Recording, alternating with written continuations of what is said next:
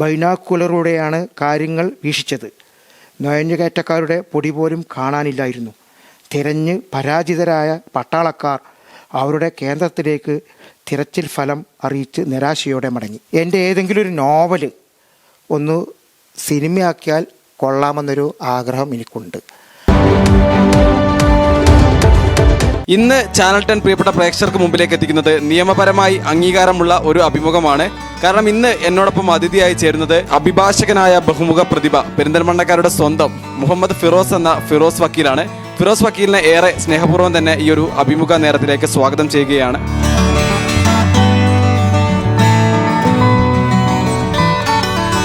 വക്കീലെ നമസ്കാരം. എന്തായാലും ഞങ്ങൾ ഈ ഒരു അഭിമുഖ നേരത്തിലേക്ക് സ്വാഗതം ചെയ്യുകയാണ്. ഒരുപാട് തിരക്ക് പിടിച്ച ജോലികൾക്കിടയിലാണ്, എങ്കിലും ഇഷ്ടമുള്ള കാര്യങ്ങൾ ചെയ്യാൻ സമയം കണ്ടെത്തുന്നുണ്ട്.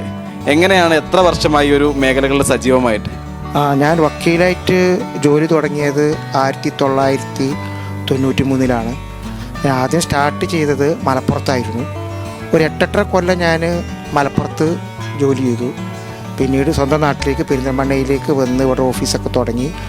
ഇപ്പോൾ ഇത്രയും കാലം 93 തൊട്ട് 2025 കാലം വരെയും സജീവമായിട്ട് ഞാൻ ഈ വക്കീൽ പണിയിലുണ്ട്.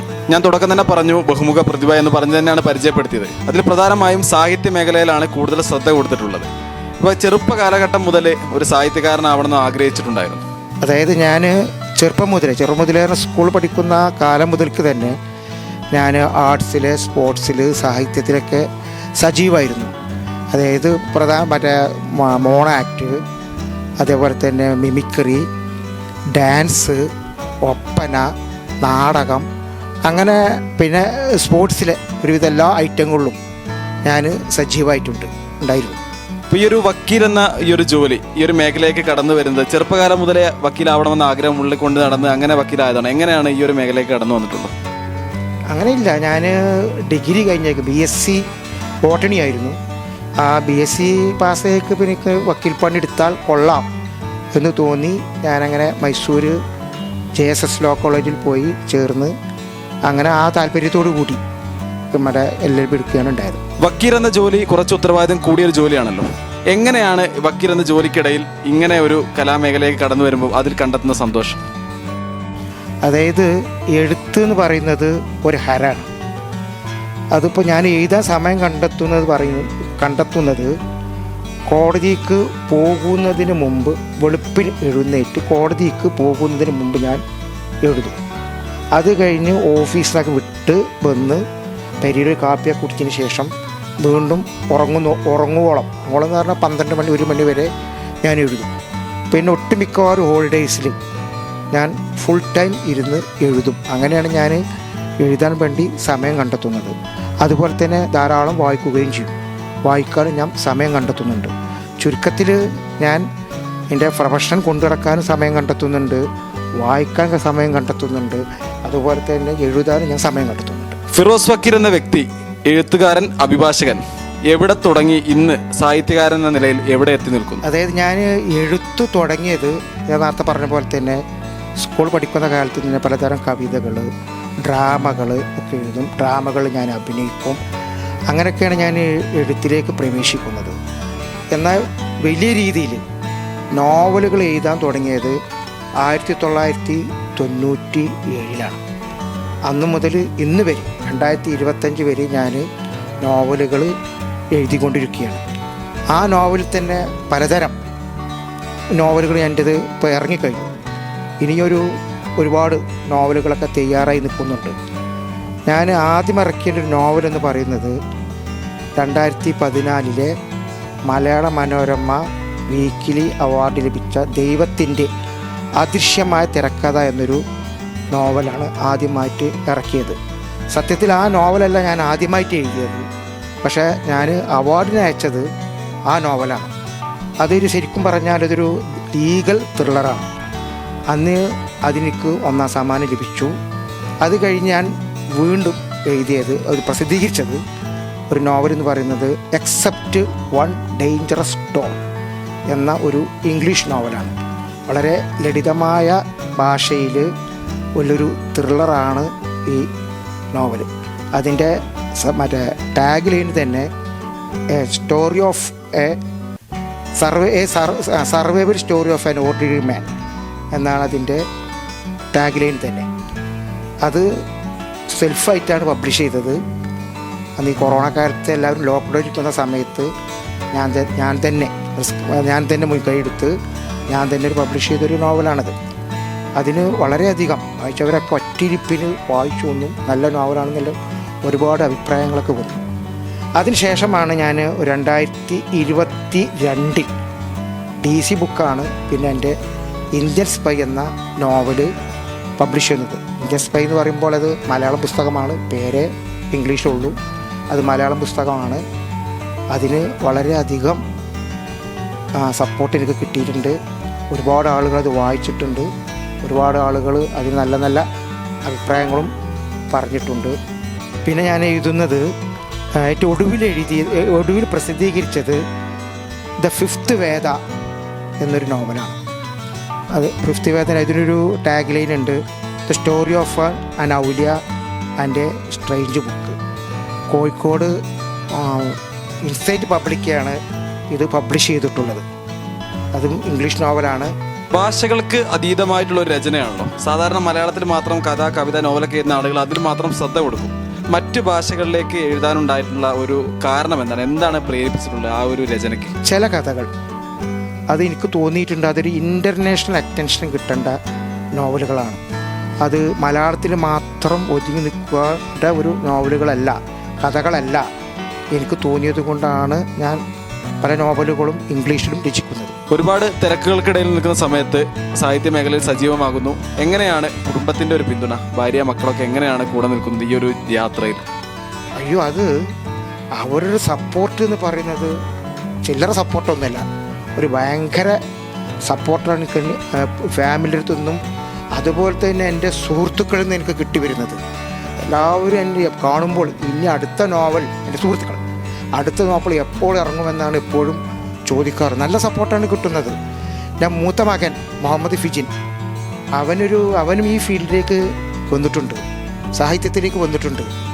അവൻ്റെ ഒരു നോവൽ ഇപ്പോൾ കൈരളി പബ്ലിക്കേഷൻസ് അടിച്ചിറക്കിയിട്ടുണ്ട്. അതിൻ്റെ പേര് TI9 9 ചിലന്തികളുടെ ഇതിഹാസം എന്നാണ് ആ നോവലിൻ്റെ പേര്.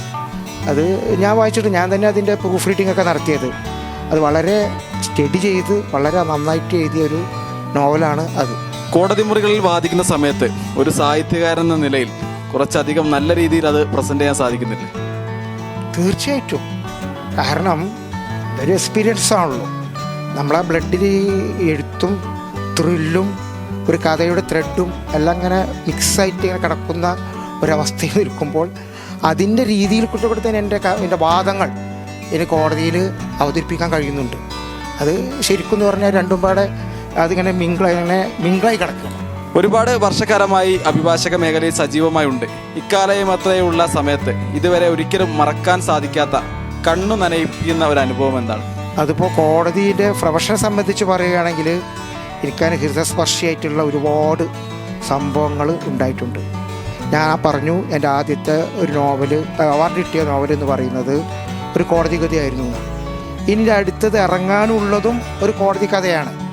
അത് ആ കോടതിയിൽ നിന്ന് കിട്ടിയ പല എക്സ്പീരിയൻസുകളുടെ അടിസ്ഥാനത്തിൽ അത് ഉള്ളിൽ സൂക്ഷിച്ചു വെച്ച് ഞാൻ എഴുതിയ ഒരു നോവലാണത്. അത് ഈ കോടതിയിൽ നിന്നുള്ള പല ഹൃദയസ്പർശിയായിട്ടുള്ള പല കാര്യങ്ങളും കണ്ട് മനസ്സിലാക്കിയതിൻ്റെ അടിസ്ഥാനത്തിൽ എഴുതിയൊരു കഥയാണ് ഇനി ഇറങ്ങാനുള്ളത്.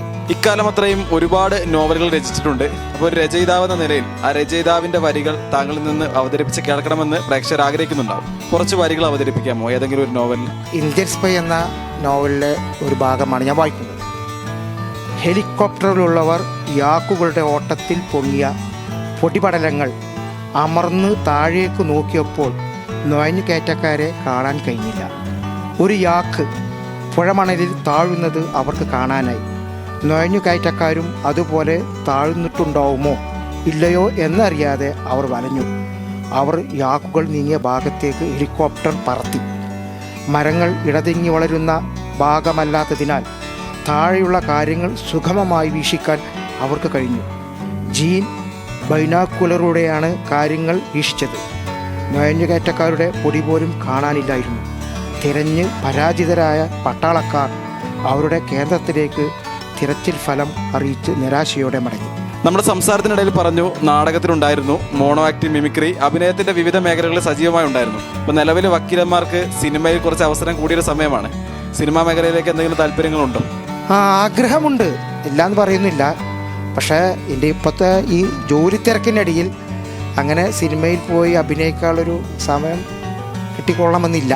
എൻ്റെ ഏതെങ്കിലും ഒരു നോവൽ ഒന്ന് സിനിമയാക്കിയാൽ കൊള്ളാമെന്നൊരു ആഗ്രഹം എനിക്കുണ്ട്.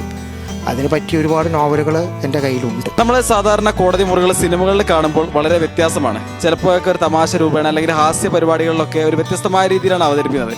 എന്താണ് യാഥാർത്ഥ്യമായിട്ടുള്ള കോടതി മുറിയിൽ എങ്ങനെയാണ് ഒരു കോടതി മുറിയുടെ ഒരു അന്തരീക്ഷം? സത്യത്തിൽ ഈ സിനിമയിൽ കാണുന്ന കോടതിയിൽ കാണുമ്പോൾ എനിക്ക് പൊട്ടിച്ചിരിയാണ് വരാറുള്ളത്.